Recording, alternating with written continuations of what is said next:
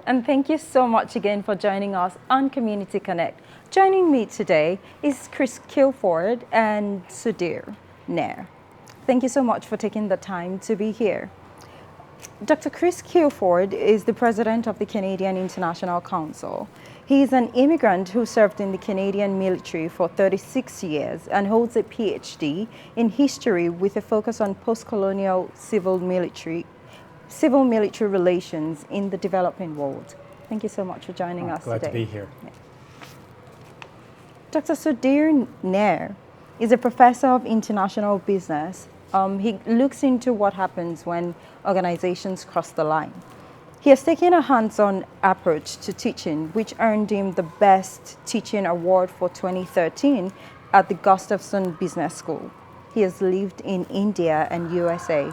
Thank you so much for joining us today as well. Thank you for having me. Yeah. Do you just want to speak briefly to some of the things that you do around engaging international students at the university? Sure, yeah. The business school has a lot of international students to start with, both who do programs first 2 years back in their home country and then 2 years here. But we also have exchange programs with over 80 countries. So we get all kinds of international students that work with us, and it's always it's a central pillar of the school. It's one of our 4 pillars to be international. So not only do we want students to come study at the school, but we also encourage our own students to go travel. So international is sort of central to what we do. Right. Thank you. And Chris, you are the president of the Canadian International Council. How do you connect all of that work at the international level to the needs in the local community? Yeah, I look after the Victoria branch, and we're a national organization that spans across the country 15 different chapters. And what I find here, and we're close to, just over 400 members here in Victoria that are focused on international affairs and where this country is going. And a large part of our organization are young people, they're students. And one of the things that we do is connect to the universities on the island and some of the high schools as well. And we're helping those students sort of think about where this country is going. A lot of them are actually international students. We find that they're coming from all over the world, and they're here to be Canadians, and we're trying to bring people together, and then, like I've said, help this country move forward. Right. And for us to move forward, we need to first understand where we're coming from. Exactly. And so talking about migration and international students, what would you say is the journey that oftentimes lead them to seeking a home abroad? Yeah, well, I think Canada's always been a home for people leaving poor economic conditions or fleeing from violence and so on. And we've been bringing people here for a very long time. If I look at the numbers, this year alone we'll bring in 330,000 new people to our country. And when people arrive, often it's the children who are the great integrators. Mums and dads come, they might speak English or French to a certain level, but the children go into the school system. And then the school system takes them and produces these wonderful little people called Canadians, and they then work with their mums and dads to get them involved in the community. And so, education is key.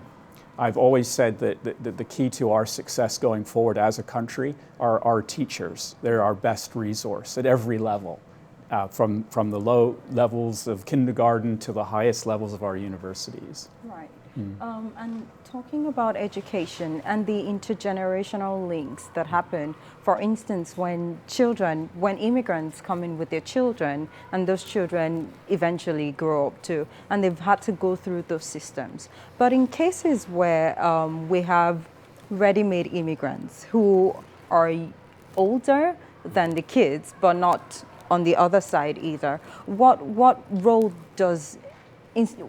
do institutions play in helping them integrate, get included, get to understand how communities work? Yeah, I think a lot of the programs at the university are geared towards helping international students sort of socialize, right? And it's not all top down. It's not just faculty telling them, but it is also just them being part of a classroom experience which is beyond what happens with the faculty member and being part of a community. And I think one of the key things that we do is try and build a sense of community. So, it becomes easy to say, to other someone, right? That's the international person, maybe they have an accent, so it's harder for them to, but we've always made it a point that, we're not going to put international folks on a side. I think a critical part is how you approach this, right? It has to be something that's really well thought through before you start saying, okay, let's just bring them in and then it'll all work out. Right. It doesn't just all work out. There has to be a very conscious, pragmatic plan to help folks socialize. And I think I can speak for the business school. The university is a pretty large place. We do a really good job of helping people socialize. Is it perfect? No, we can get better, but I think we're on a good trajectory. And apart from the social aspect of things, there's always, there's also all of these other expectations that immigrants often come with. Some of that including seeking opportunities for professional advancement. Absolutely. So what would you say, how does the university play a role in helping people find themselves at going from one point to the next in terms of career progression? So this is a huge issue, right? Because a lot of international students are seeking to become Canadians. Right. And we have this weird sort of a situation where to get a visa, you have to say you don't plan to stay in Canada. But that's one of the reasons some of them, and you have to understand IRCC is actually promoting this, trying to get rid of structural problems to make students get to become permanent residents and then citizens. So we have this disconnect in policy, which I think hopefully the government can work towards to get away from, which is that a student says, look, I don't plan on staying in Canada after my graduation. Right? Having said that, once they do come, we find ways to help them succeed. Co-op is one great way, right? Because if you don't have any local experience, to get a full-time position later on is really difficult. So we really work hard at getting them good experience at a co-op level. Career advice, right? And see how we can fit them into good positions. We've had good success with that, with a lot of our international students finding positions. Again, I'm speaking specifically for the business school. I don't know the stats across the university, but I think this is a critical part, right? I think if we just talk about we provide a high quality education, but don't think about the life cycle of a student, then we're only addressing part of the job. And again, the life cycle that isn't just when they reach here, but when they're in their home country and applying to come to Canada. It should start from there to when they become permanent residents or citizens. Then we have a more holistic approach. Can I just add something to this? Yes, please. Because I think it's where the community has to help at the local level in whatever way they can. So with the Canadian International Council membership here, we have a lot of former trade commissioners, former ambassadors, all sorts. So we had a case recently where at Bro Rhodes University, we have students that are part of the Masters of Global Management program, and many of them come from India. And so they're asked to do an essay where they look at global leaders and they have to interview global leaders. Well, when you're in this country, you're thinking, who am I going to talk to? Well, some of them approached us and we set them up with many of our members and they sat down with them for a couple of hours interviewing them about their leadership skills and what it is to be a leader in a context like of Canada, for example. And that really helped them. It's a tiny, tiny example, but it's how people at the local level can really change and help change people, help them along in the future. And I know many of them want to stay in Canada, as you've mentioned. Yeah, I think that's an important point. That beyond just the university community, the community at large has to, takes a village, takes a city to help folks settle down. Yes, and that's the common thread is speaking to the place of finding support in the community, whether that's through mentorship or coaching or other forms of support that help people find their place and to rise above. Yes, yeah. And in our case with students, what we do for many of our students is just offer them a complimentary membership into our organization for the first year so they get a chance to see what we do and meet people from all walks of life, many who have been out in the world, and so that's how we bridge that gap. Thank you so much. Thank you very much for sharing. And we'll be right back after this quick break.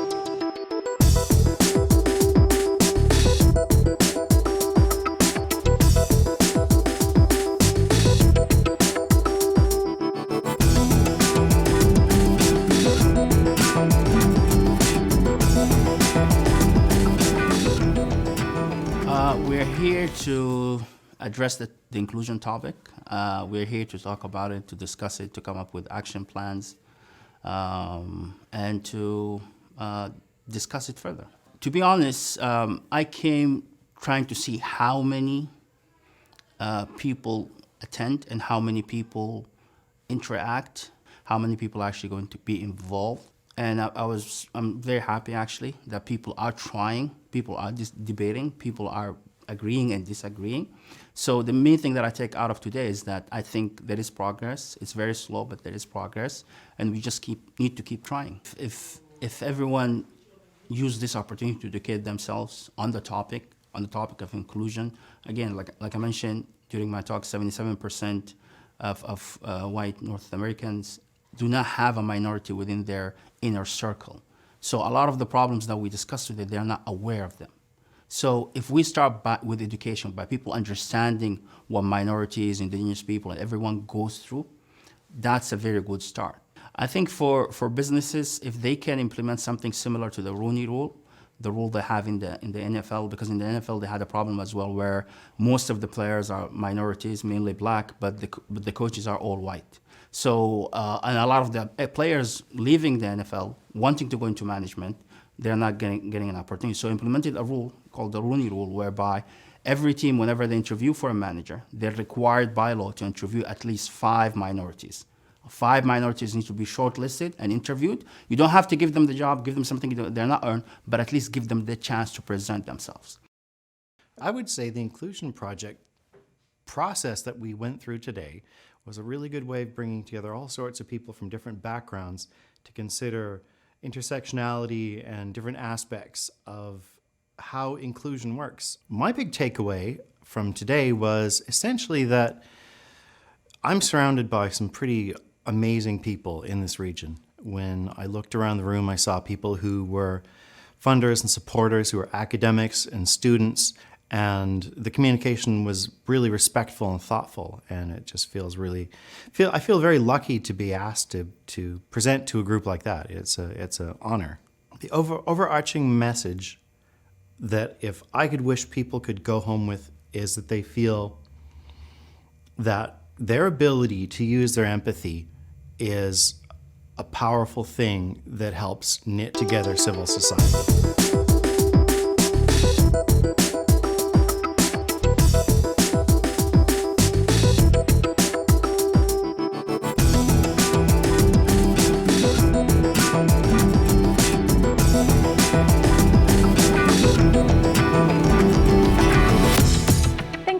For staying connected with us on Community Connect. Today, joining us is Dr. Chris Kilford, who is the president of the Canadian International Council, and Dr. SUDHIR Nair, who is a business professor at the University of Victoria. Thank you so much for joining us. Thank you. So, Chris, about 36 years ago, something remarkable happened. Yes. You migrated to Canada with your parents from the UK. Yeah. How has that journey been? Yeah, actually it was a little before that, but it doesn't matter. I mean, I came here to this country when I was 10 years old from Great Britain. My parents left because of the economic conditions at the time. And I was very young, of course, 10. And for me, I always wanted to join the Army. So as soon as I turned 17, my life choice was to just go into that recruiting center and join the Army. And then the rest became history. But I guess as an immigrant, for me, being able to serve the country in the way that I did for 36 years, this was incredibly important. And I saw so many changes in the armed forces during my time in the military, just because of all the new people coming to Canada from around the world and bringing their culture, their traditions. And bit by bit, the Canadian military also began to change, realizing that the country was changing. Right, right. And it's a similar story for you as well, SUDHIR. You migrated from India to Canada. by way of the U.S. Right. So when we moved here in 2011, so for us it was a choice. And I also realized that when you come as a university professor, it's a very privileged way of migrating, right? It's very simple. And in my work, I've seen folks who have had to leave involuntarily to come to Canada. So in that sense, I always acknowledged that the way we came, me and my family, my wife and 2 sons, it's a fairly privileged way of entering Canada. It's been a wonderful experience, and we became Canadian citizens last year. So it's been a fun journey. Yeah. Yeah. Yeah. So you didn't come as an international student. You didn't come as refugees either. And oftentimes you find that the lines get blurred when you refer to the umbrella group as newcomers or as immigrants. And I'm sure in your experience and having worked with international students and refugees in different capacities, you can speak to some of the differences that exist. Yeah, so this is an important point, right? We tend to sort of lump all newcomers in the same bucket, and I think we should be really careful about doing that.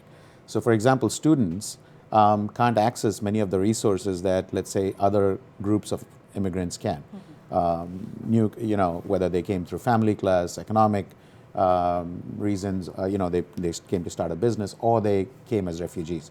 So students don't have access to that. By the same token, refugees have other problems because they have structural problems about, for example, their degrees, right? They may not have all the documents because they had to leave in a hurry. So we have to be very careful to think of these groups.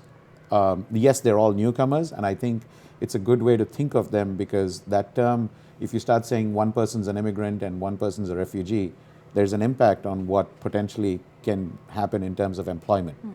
But so while we say newcomers, we should still keep that in mind, that students may have different sort of needs and requirements than someone who comes through a family class, because the family class person has networks already in place, which a student doesn't necessarily have. So it's good, but we just have to be aware that there are differences. Right.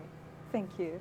And Chris, earlier on you spoke to the role of mentorship and coaching and all of that in supporting the younger generation, especially international students, in helping them find support. What would you say is the most effective way to bridge those gaps that could exist, whether it's in knowledge or in identifying opportunities and tapping into them?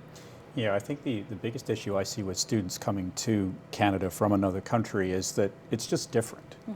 I've lived all over the world, and when you enter into a different environment, you don't sometimes know which way to turn. And so it becomes incumbent on the people that are already here, that have come to this country, to reach out to the students and break down those barriers so they don't feel like they can't approach you. And we always have that age divide. It doesn't matter where you come from. When you're younger, approaching older people and talking about what are the career possibilities, what are the options for me, you have to approach the students. And I can tell students to not worry and go and speak to people, but sometimes there are cultural issues there as well about approaching people that are that little bit older. So you have to be aware of this and break those barriers down. And that's what we try to do as an organization, and what I've been promoting is to get out there into the universities and start talking to people and let them know what kinds of opportunities exist in this country. Right. And what would you say are some of the advantages of coming from a different part of the world, whether it's from a developing country or from any part of the world really, and finding a home on another side of the world? Yeah, I think people that come here, and you're absolutely right about the different groups of people that do come here for various reasons, but what they all bring at the end of the day is a skill set, a new skill set. They speak different languages and they're culturally aware, and as they integrate more and more into Canada, what you would hope to see is that certainly as their children grow up or as students find their places in the workforce, that some will then be able to sort of look back to the countries that they've come from and help out. You know, I certainly saw that having served in Afghanistan for a year. I saw Canadians, Afghan Canadians who had come here many, many years ago, established themselves, and now we're back in Afghanistan helping to improve the lives of the people there. And, you know, it's difficult, of course, but every little bit counts. Right.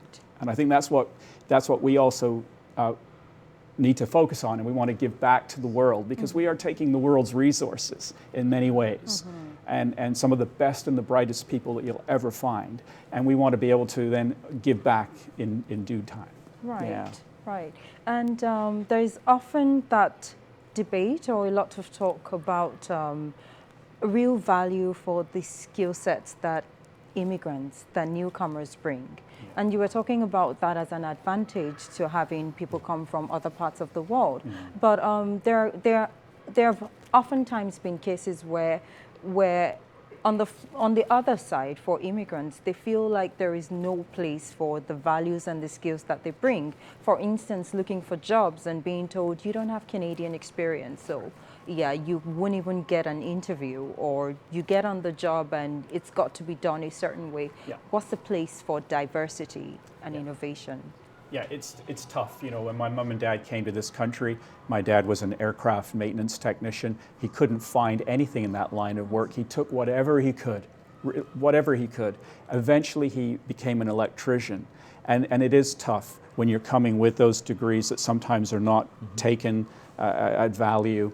And there's no simple solution there, although I know people are cognizant of this and they work on it. But I guess in many ways, when you pick up from a country and come to another country, you're bringing children, quite often you are. And in my case, it's the children that in the end benefit, who have those new experiences. And it's tough for the parents. So yeah, I watched my mom and dad have a really difficult time.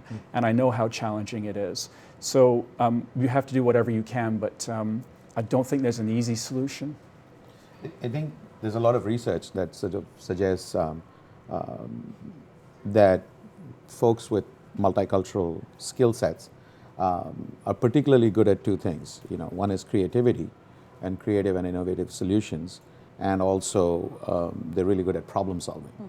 So that's an outcome. But of course, the challenge is to get into being in a team so you can contribute.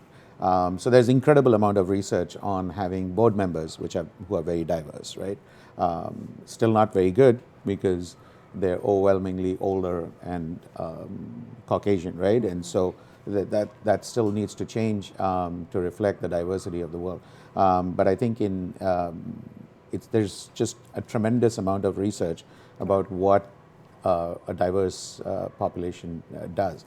I like to think of it more as inclusion. I think it's more about inclusion and not just about diversity per se, but it's really beyond having representation. It is about inclusion, so people actually feel free, comfortable to be authentic, right? Because diversity is just bringing them in. Inclusion is saying, how can I let you express your authentic self? I think that's a critical part.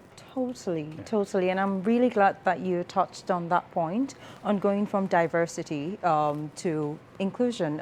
And so that brings me to asking about the global community that we live in right now. What things do we need to see reflected at the local level that would make opportunities more equitable for everyone? Well, I think one is trying to find more resources, and this is something what Chris talked about. It's not enough to say resources are available. So, you know, at the university, we've been trying to say, well, can we not just say that if a refugee applies, we'll give them a job, or a refugee student applies, we'll give them resources. Let's go out, and this is part of what I'm trying to sort of push, and the business school and different parts of the university are trying to do is, can we go out and proactively tell people? Because that has been a big issue, right? That we wait for people to seek help. I don't think that works really well. It could be cultural, could be individual, for any number of reasons. The other part of it is increasing resources, right? The government wants immigration to sort of in a way almost manage for a declining birth rate in Canadian citizens who are already Canadian citizens. Right. So, but it's not enough to have these goals. There has to be resources that are much more at a ground level, right? So we have organizations, for example, Intercultural Association of Greater Victoria, the Victoria Immigrant and Refugee Center Service, all kinds of these organizations that are really involved with working with newcomers. We have to connect them, give them resources, and then help them connect with CIC, the University of Victoria, the city, and there's a lot of good stuff happening. We just need to do more of it. Totally. And Chris, in wrapping up, what would you say we need to have a more inclusive community? Well, at the community level, just opening up our eyes and a better understanding and being aware of all the people that are coming into this country, and to recognize that the people that are coming here into Victoria, for example, and I'm thinking of the roughly 400 to 500 Syrian refugees that came to this country, that they are actually our future. They have become part of the team, and we need to think about that. Thank you, and that is something really solid to think about as we wrap up today. Again, thank you so much for always being there to connect and join us on Community Connect. See you next time. Hope you enjoy watching Community Connect as much as we enjoy bringing it to you. Join us next time as we bring you even more exciting and informative episodes of the show. Let's keep the conversation going. Follow us on Facebook, Twitter, and Instagram. Email us at communityconnectbc@gmail.com. Until next time.